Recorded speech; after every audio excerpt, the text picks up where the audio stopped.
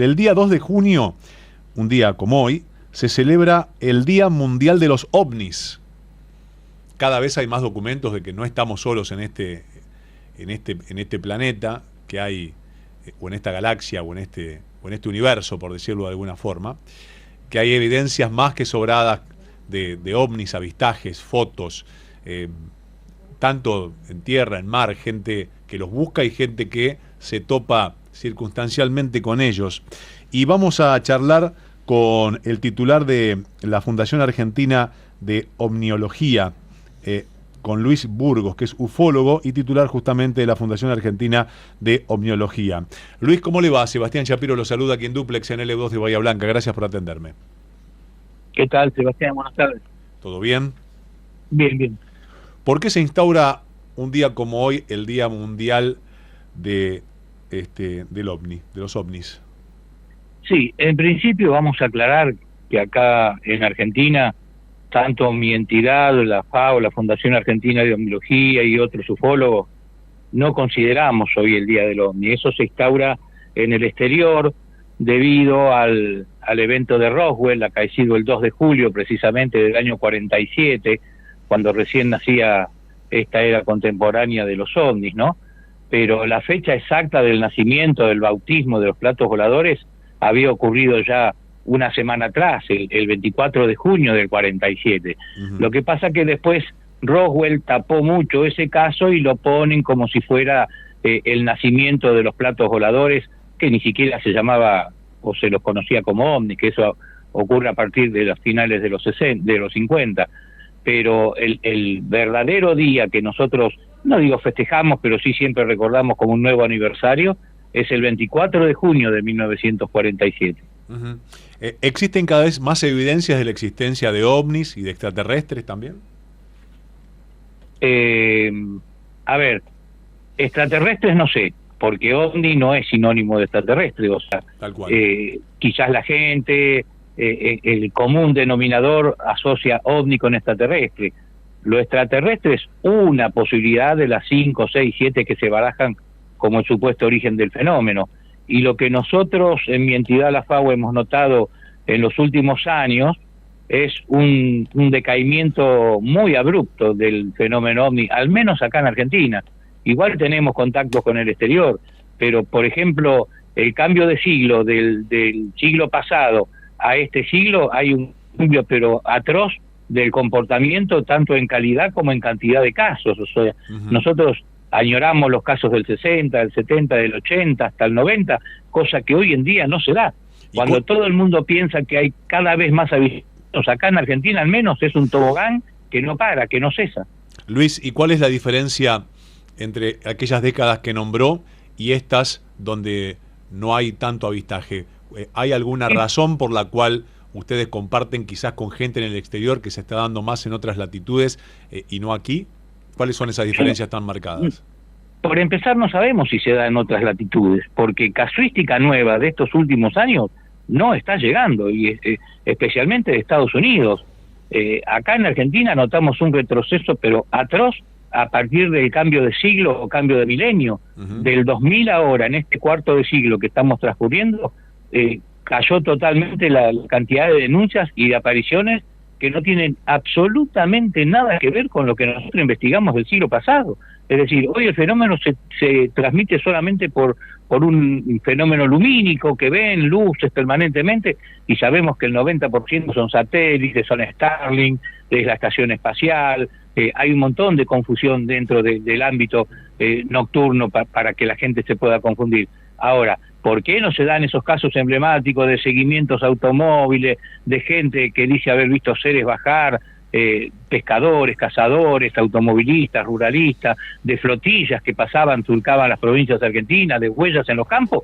No lo sabemos. Lo que sabemos es que es una retirada, ya deja de ser retirada para prácticamente decir, bueno, señores, olvídense de la casuística ovni del siglo pasado porque eso no va a volver. ¿Y qué evidencia dejó, y qué dentro de los estudios que ustedes tienen y de la evidencia que tienen, la visita ovni, por lo menos en nuestra región? La evidencia es muy sólida, muy concreta, por eso digo que... evidencia y también consecuencias. Que dice, o quizás patrones que ustedes veían muy marcados en cuanto a la estacionalidad, las huellas, los rastros, el tipo de objeto. Sí, el tipo de objeto era el clásico, el típico platillo volador, disco volador, platillo volante, la esfera, el aparato usado, alargado, tipo cigarro. Hoy en día no aparece un caso de eso, y menos diurno. O sea, nosotros allá entre los 60 y los 90 teníamos todo un abanico de posibilidades de que la gente denuncie este tipo de aparatos.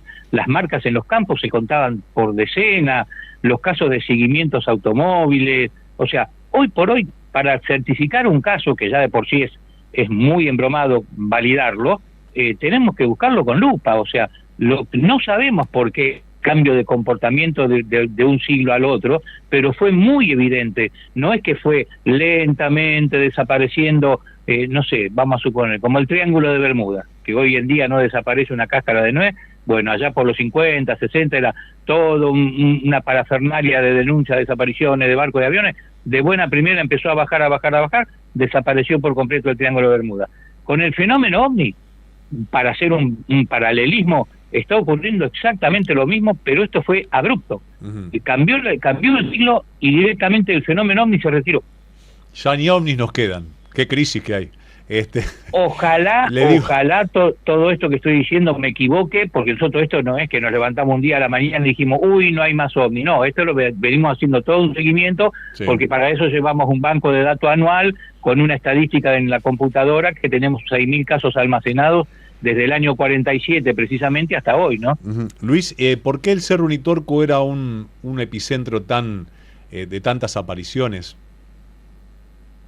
El Cerro Uritorco sigue siendo epicentro. Lamentablemente se convirtió en un aquelarre, en una cuna del mercantilismo, donde nadie asegura que el Cerro Uritorco va a haber un ovni. O sea, lo que va a haber es todo merchandising, tours de gente que lleva a la gente a ver ovnis. No hay absolutamente nada. A ver un ovni, ustedes ahí en Bahía estuvieron ubicados en el top 3 de las apariciones argentinas en la década del 60, y todavía seguimos recibiendo denuncias de toda la zona sur de la provincia de Buenos Aires. O sea, nadie asegura que ir a una provincia o a un determinado sitio va a haber un ovni. Lo que hay es muchos pilluelos que venden el fenómeno ovni, que le ponen el signo peso a la estructura del plato volador para que la gente obvio compre, vaya a pagar sus entradas, a hacer sus compras. ¿Me explico? Y dentro de los estudios que han hecho y de la evidencia que han recolectado, ¿han podido concluir algún tipo de a qué venían, qué intereses, por qué las huellas que dejaban, en búsqueda o estudio de qué cosa? ¿Qué conclusiones uno de los grandes problemas que tuvimos siempre los ufólogos, por empezar, es responder de dónde vienen, que eso no lo sabe nadie. Claro. Eso de que vienen de acá, de allá, de las Pléyades, de Marte, de Orión, todo mentira. No hay nadie que sepa de dónde viene el fenómeno OVNI. ¿Cómo hacen para venir? Menos, no sabemos el método de propulsión. ¿Cómo hace esta gente para venir? Aunque sean nuestros vecinos de Alpha Centauri, que está a 4 años luz de distancia. Acá a la vuelta de la esquina. Bueno, es imposible, no se puede venir. ¿Cómo hace esta gente? ¿Qué tecnología utiliza para venir? Si es que viene del espacio exterior, no lo sabemos. Pero lo más triste, tal vez, sea ¿para qué viene el fenómeno OVNI? Porque ya van 80 años, 8 décadas de ovnis en el mundo y en Argentina, y todavía no se sabe, porque el humano es muy narcisista y se piensa que vienen porque somos lo más lindo, lo más bueno, los más inteligentes, y tal vez no vengan por la raza humana, vengan por los recursos, vengan por agua, vengan por los peces, vengan por las vacas. ¿Me explico? Claro. Y este descenso tan marcado que usted dice no solamente en Argentina y en el mundo, ¿también tiene alguna explicación o es otro signo de interrogación como quién pilotea las naves? Claro, lo que pasa que hay que tener muy en cuenta también el cambio de tecnología que hubo en la humanidad. O sea, la misma tecnología que hoy tenemos acá a mano, una computadora, el WhatsApp, Internet, las redes, el celular, etcétera, etcétera, no lo tenían la gente de los 50, los 60, 70 y 80 que denunciaba OVNI. Ni siquiera había un teléfono para fotografiarlo. Menos, todo el mundo no andaba con una cámara fotográfica, a pesar de que hay fotos, algunas más o menos interesantes. Entonces, hoy por hoy es como que todo eso frenó al fenómeno, porque hoy, con la red satelital que hay a nivel internacional, hasta un dron es localizado. ¿Me explico? Suponemos que, por ejemplo, el plato volador hoy ya no tendría sentido. No tendría sentido que baje una nave, una estructura metálica con 3 patitas y que el supuesto alienígena baje por una escalerilla, como tenemos centenares de denuncias en Argentina en los 60, 70 y 80. ¿Y qué tendría sentido? El dron mató el ovni, porque hoy un dron derriba un helicóptero, mata gente. ¿Me explico? O sea, hay que ir también un poco de la mano con la tecnología que tiene hoy, que maneja el hombre, a la vieja tecnología de los platos voladores. Tal cual. ¿Y qué tendría sentido entonces dentro de la ufología hoy en cuanto a los avistajes y también la visita de los ovnis? ¿Qué conclusión dice? Bueno, ya no hay más interés, la tecnología, no sé si se ha superar, no creo, pero ha avanzado un montón. ¿Qué les da más sentido a ustedes?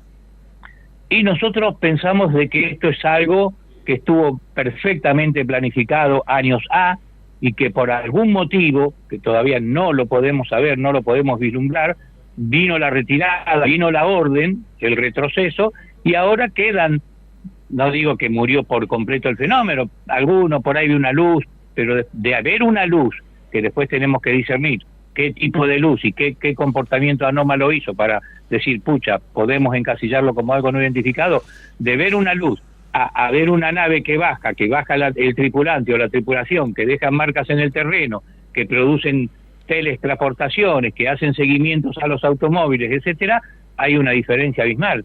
Entonces, hay algo que ocurrió y que pasó acá, al menos en Argentina, porque nosotros investigamos en Argentina. Yo no sé si el uruguayo, el brasilero o el chileno coincide con nosotros. Tenemos contactos, obviamente, pero lo que nosotros investigamos es acá en nuestro país. Y ponemos en la mesa esto. Ahora, ¿cómo se resuelve? No sabemos. Reitero, ojalá esto que estoy narrando me equivoque y mañana tengamos una invasión de ovnis y volvamos a correr por los campos como hacíamos antes y no nos alcanzaban las piernas y las manos para investigar un caso y otro. Hoy por hoy todo eso desapareció. ¿Qué rastros dejaron en cuanto que ustedes pudieron estudiar y si había similitudes en los terrenos, en los animales, en reservorios de agua que quizás habían vaciado o descendido sustancialmente? Sí, ese es un punto interesante. En épocas A hubo vaciamiento de tanques australianos y piletas de natación, cosa que hoy por hoy imposible, no ocurre. Hubo encuentros muy cercanos, muy profundos, de tete a tete, o sea, gente que yo no digo que las llevaron, que las abdujeron, porque son contados con los dedos de las manos y me sobran, para decir los argentinos que estuvieron adentro de una nave. Y son todos casos discutibles, pero aquellos que estuvieron en un encuentro cercano con el aparato a 20, 30 metros arriba de su cabeza o aposentado en el campo y lo vieron a poca distancia, han dejado evidencias muy concretas, y nosotros lo que más le pedimos al testigo es la prueba. O sea, el relato es fantástico. Uno puede conocer el vecino de hace años y le relata que lo llevaron anoche a Marte y le cree porque es el vecino, pero si uno le dice, bueno, a ver, ¿qué prueba vamos a presentar? Y bueno, ahí es donde empieza a tambalear el relato, ¿me explico? O sea, lo que nosotros buscamos es la evidencia física. Si no hay evidencia física, queda como un relato. Si hay una evidencia física, bueno, ¿qué evidencia dejó? En el terreno, qué tipo se pudo encontrar, qué tipo de marcas, si hubo radioactividad, si hubo electromagnetismo, si hubo síntomas en el testigo. Bueno, todo eso hay casos importantes que han ocurrido, pero son los menos. Tal cual. En la localidad de Médanos, una localidad cercana aquí de Bahía Blanca, 45 kilómetros, en el año 1923 nació Pedro Romañuk, que un accidente era aviador, y provocó una experiencia cercana a la muerte, y a partir de allí se volvió devoto de este misterio y escribió sobre los extraterrestres que salvarían la humanidad, y creó una fundación donde se investigó sobre estos temas y también se curaba con energía psicotrónica. ¿Qué opinión le merece? No quiero hablar de don Pedro. Estuve mucho tiempo distanciado cuando don Pedro estaba en el tema, en su apogeo. Después nos reconciliamos una vez, recuerdo, nos encontramos en un canal en Telefe en Buenos Aires, pero estábamos en la vereda totalmente opuesta a lo que él hacía, a lo que nosotros pretendemos del fenómeno. Bueno, ¿no? Bueno, está bien, simplemente para conocer su opinión. Le agradezco que me haya atendido y este fenómeno que siempre tiene un signo de interrogación para para nosotros los terrícolas o los que vivimos en el planeta Tierra? ¿Quiénes son? ¿De dónde vienen? ¿Qué buscan? ¿Por qué tienen y quizás en otros planetas que nosotros no conocemos, y ya haciendo un poco de super imaginación, se deben preguntar lo mismo pero en otro idioma? Bueno, nosotros en el nuestro, y con la curiosidad que cada fenómeno de estos despierta, tenemos un montón de interrogantes que en algún momento, ojalá, y sea para bien, por supuesto, podamos esclarecer. ¿Cómo no? El interrogante más grande que tenemos los ufólogos en este momento, que es algo que no se cortó desde el 2002 hasta ahora, son las mutilaciones de ganado. Claro. Otro día lo charlamos, un tema muy pero muy inquietante. Sí, que decían que estaba el chupacabra, ¿se acuerda? No hay chupacabra no hay chupacabra que vuele. Sí, era tan perfecta la disecación o la mutilación de los animales que realmente asustaba ver, ¿eh? Y todavía seguimos recibiendo denuncias, tanto de la zona de ustedes, del sur, totalmente, no se cortó nunca. Nunca se cortó el tema mutilatorio en Argentina. Recibimos ¿Tiene el mismo patrón? Total, igual, exacto al 2002 cuando empezó el fenómeno mutilatorio en el país. Hace 23 años ya, y nunca se cortó. Pero lo cortó el gobierno de entonces, claro, acusando a un pobre ratón de 60 gramos, el ratón hocicudo, diciendo que era el que mataba a las vacas. Sí, y mentira. Bueno, ahí le erró, estuvo muy flojo de papeles el gobierno de entonces para decir eso, porque el fenómeno continúa hasta nuestros días, ¿no? Bueno, mientras no seamos nosotros, el tema no es mientras no seamos nosotros, el tema es por qué con el ganado y por qué ese... ¿Y por qué Argentina? ¿Y por qué Argentina? Bueno, exacto. Todo un misterio. Encima que no tenemos problemas, ¿no? Bueno. Exacto. Le mando un gran abrazo. Otro, gracias. Luis Burgos, ufólogo, titular de la Fundación Argentina de Omniología. Todos los interrogantes, nadie los puede responder.